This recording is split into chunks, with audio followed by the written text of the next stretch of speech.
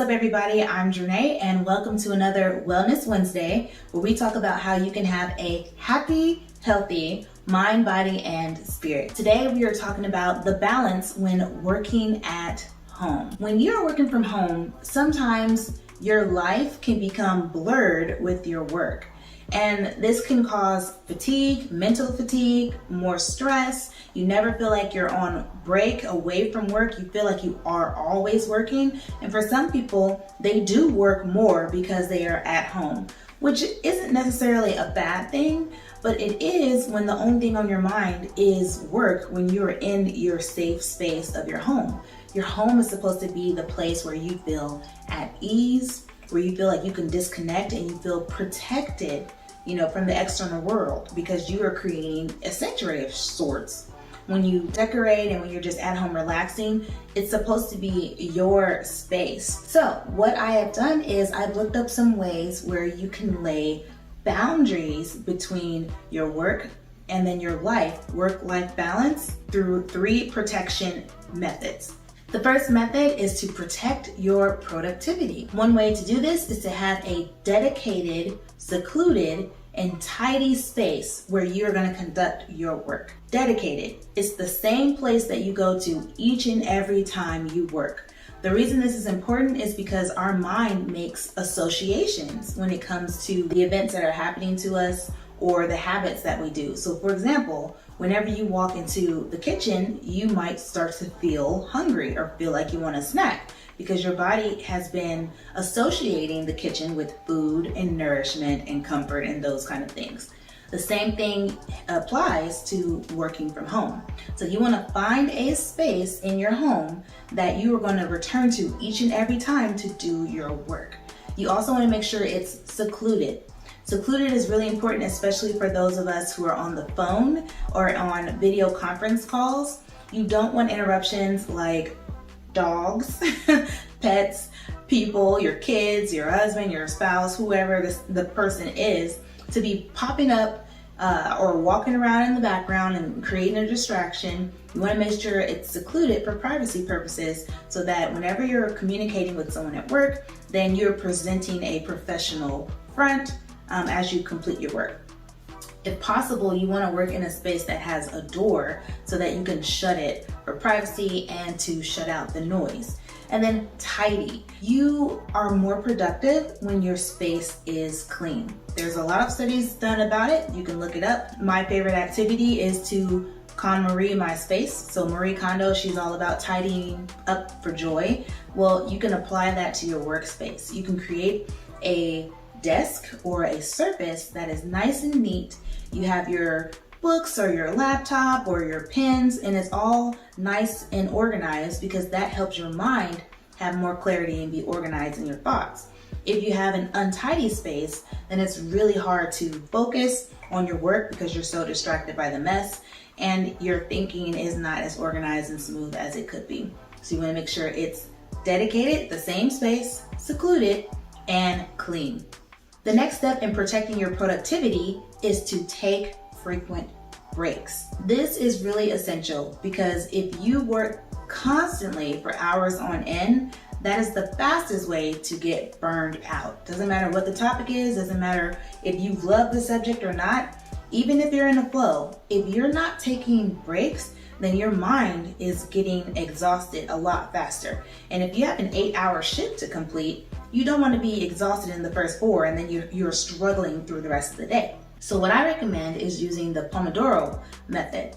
This is a really cool technique that you can use to break up your day into smaller pieces. This does 2 things. 1, it allows you to take breaks, like I said, for all those reasons why. And then 2, it actually helps you to be more productive. There is a theory that says the more time you dedicate to a task, then you will feel that space to complete that task. If you give yourself an hour to wash the car, it will take you an hour to wash that car. Your task and your committed time frame is filled by your expectation of, I'm gonna give myself an hour to wash this car. It's probably gonna take you an hour. Same thing with your work. I'm gonna give myself an hour to check my emails. It will literally take up that entire hour. So with the Pomodoro method, it breaks up your day into 25-minute pieces and then 5-minute breaks in between. The idea is to take 3 or 4 25-minute working periods with 5-minute breaks in between. And you can tell yourself, okay, the first 25 minutes of my day, I'm going to return calls. The second 25 minutes of my day, I'm going to do project A, project B, however you need to break it up. Or you've broken up your projects into a list. I'm going to do piece A, B, C, and then you take that 5-minute break. You will see that you are actually getting a lot more work done than you would have if you just sat down and said, okay, let me just work on this, and you don't take committed breaks. That timer in your brain, knowing that a timer is coming, actually makes you work faster and more efficiently. That's why reason number 3 for protecting your productivity is to create and stick to a schedule. When you follow a schedule, then your body and your mind kind of goes into autopilot mode. Just because you're at home doesn't mean that you want to shut that part off from your working habits. In fact, you want to have an even more concrete schedule of your day when you're working from home to keep you focused and productive and sane, quite frankly. So you want to have time in the morning. You still get up, you still take a shower, you still get dressed with real clothes for work, and you still eat breakfast and the things that you do before you go to work as if you were going into the office. The reason being is because it's putting your mind and body into work mode, and you're conditioning yourself every morning to say, this is what I do to prepare for work, and it helps everything come together so that you can focus. And if you have dedicated time to do certain tasks, you stick to those tasks on the daily, unless you have a meeting or something, some kind of exception. But knowing what you have coming, knowing the flow of your work ahead of time, and creating that stagnant or at least some sort of schedule really helps you to be more productive. And then this is my favorite productivity hack, is having a list of morning operations and a list for your detachment ritual at the end of your shift. So what are morning operations? These are things that you do to start your day. So this might be a list of items that you need to do every single day that needs to be done first thing in the morning, or it might be a list of items to help you set your day up for success, preparing for meetings, preparing for calls, taking certain notes, or creating a report.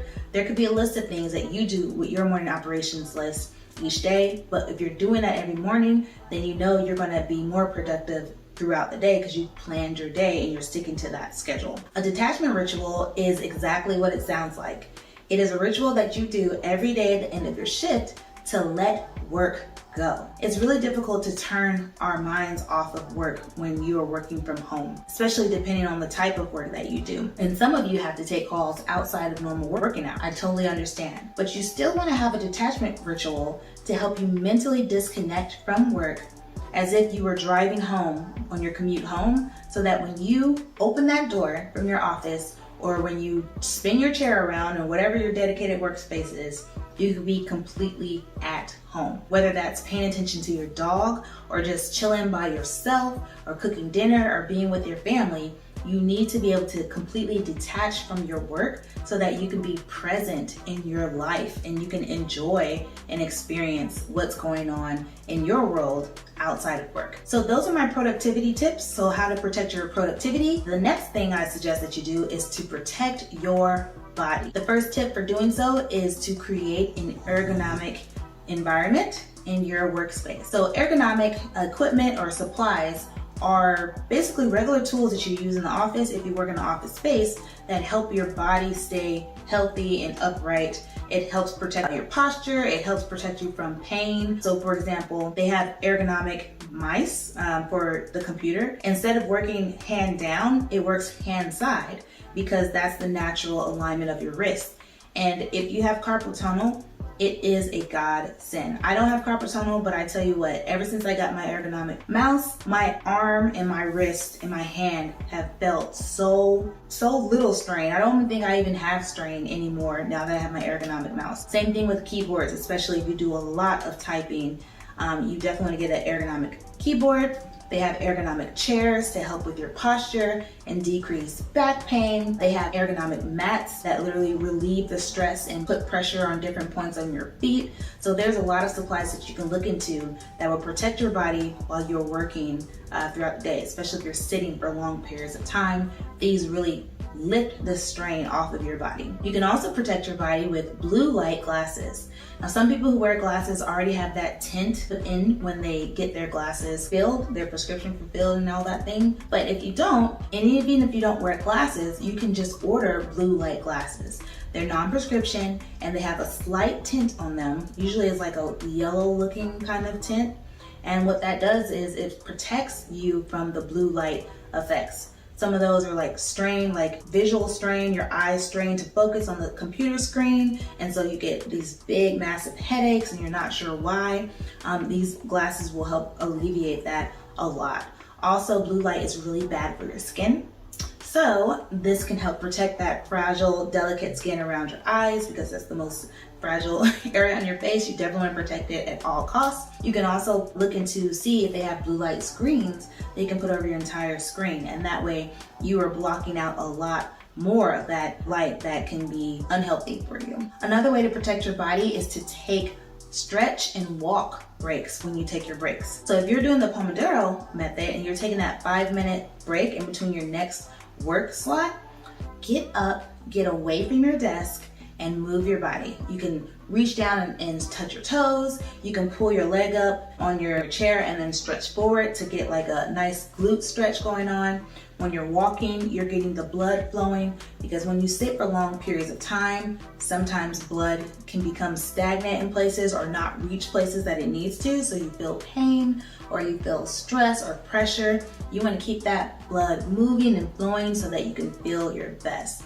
Also, walking away from your desk, it's a great mental activity to just clear your mind and disconnect throughout the day so that you can stay more focused when you get back to your chair. And another way to protect your body is by drinking lots of water and healthy snacks when you're at your desk or when you're at your chair or whatever your situation is. This is really important because when you're sitting, then you are storing whatever that energy is that you're consuming. It's stored a lot faster than if you were exercising or standing up for work. If you don't want to gain weight, or if you don't want to be consuming unhealthy snacks that might increase your blood pressure, like salty snacks, then be intentional about having fruit nearby, having a water bottle nearby. Maybe make it your goal that every time you take a break, you fill your water cup up and you drink at least half of it, or you drink as much as you can for 10 seconds or whatnot. But you need to stay hydrated so that you can think better. You need mental clarity, and water helps you do that, which increases your productivity. So this is a twofer with protecting your productivity and protecting your body. The last tip I have for you for balancing work and life when you're working from home is to protect your sanity. This one is the most important one because I don't want anyone to get burnt out and then they can't work and then they get behind and then they're even more stressed out and then you might get in trouble at work or you might lose your job. All the rabbit hole situations of what could be negative. I want you to stay far away from that, but I also just want you to have peace just for being, right? Because you're not just a workhorse, you are a person. So here are a few ways you can protect your sanity when you're working from home.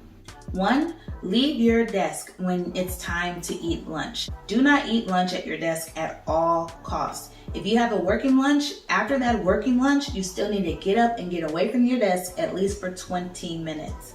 This is a mental break that you're in desperate need of every single day. Without this disconnect moment in your workday, you are going to feel tired much faster. You might feel overworked. You may not be able to solve problems very well because you haven't given your brain time to relax and just be. So get up and get away from your desk when it's time to eat lunch. And make sure you take a lunch break. Don't skip lunch. You also want to make sure that you are stopping your work at a designated time each and every day. So if you work from 9 to 5, stop working at 5. Or 4:55, that's when you start your detachment ritual so that your body is getting mentally and physically prepared to say, I'm done. This is important because you are making that mental disconnect and you want to be present in your life afterwards. So stop at your designated time, just like you start at a designated time. Which brings me to my favorite tip, which is conditioning your team and conditioning clients to call you within a certain time frame. Now, for some people, this might not be as feasible because of the responsibilities associated with your role. But for those of us who it is, you should definitely set this boundary because you don't want to cause people to think that you are always available. Now, this is going to be really hard for some people because they're going to say, well, they needed help. Well, they can get help between the hours of 9 a.m. and 5 p.m. Reason being is because you're trying to live your life outside of work. You don't want to be answering emails and texts and Teams messages when you're at your kid's baseball game or when you're out to dinner with your family or on a date.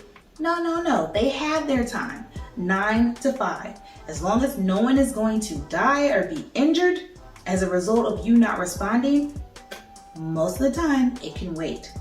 Give yourself that mental release. Give yourself that empowerment to say, no, I'm done working today. I'll do it tomorrow. And trust me, it can wait.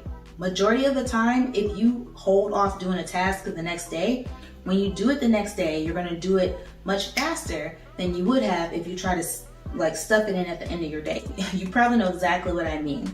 So you're trying to complete a project and you're like, oh, I still got this last bit. I'm just gonna hurry up and finish it tonight. But hurrying up and finishing it tonight takes you 2 hours. If you would just stopped, disconnected, and waited to the next day, you probably could have got the same work done in half or even just a fraction of that time because you're gonna be heightened with your energy, you'll be more focused because it's a new day and you'll be refreshed. So let it go and condition people to only contact you through designated work hours. And the last hack I have for you is to tuck your work items or your workspace away if at all possible. I don't have a private office in my home, but what I do have is a backpack. And so what I do is I literally take my work computer, my work planner, my work notebook, anything that has my job's logo on it, I put it in my backpack and I turn the backpack around towards the door. That way when I see my desk, I don't see work. I don't see anything that is reminding me of tasks and all the other things I do for my job. I just see my desk. And now I can sit down and edit beautiful videos for my YouTube channel, or I can write a letter, or I can read a book. And that helps my mind associate it with something new that is personal and totally mine, separate away from work. So I suggest the same thing for you. If you have an office, just shut the door. You don't want to be looking at your office, or you don't want your desk to be looking at you from the hallway and you're thinking, oh man, I should go in and reply to so-and-so. Nope. Just shut it off, shut the door, hide it, and you'll get to it tomorrow or whenever the next time it is that you're working. That's all I have for you guys today with setting boundaries to protect your working from home wellness. Which tip did you find the most helpful? Please let me know in the comment section below, or share some tips that I didn't talk about that you have found really helpful in keeping you balanced and serene. I hope you enjoyed today's Wellness Wednesday. Again, my name is Janae Alexander, and I'll see you next Wednesday.